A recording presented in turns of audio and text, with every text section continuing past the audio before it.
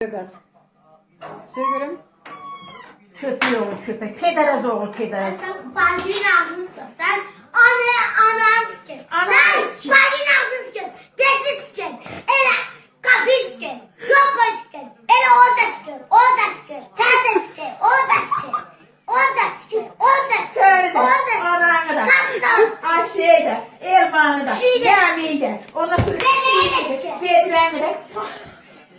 Siktir buradan köpeği oğul köpek. İstekenini de sıkın. Seçerinizde. Havını da sıkın. Havuzundan. Naletini de sıkın. Nem de siktir. İstekenini de sıkın. Nem de poktu. Ayşe de poktu. İslam'ın da sıkın. Çıkartsız da Soğanını poktu. da.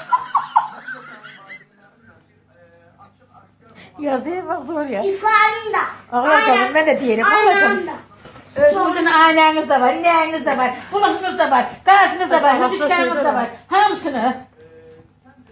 Köpeği oğlu köpek. Hadi Siktir daha. Siktir daha başımdan. Sen benim cicim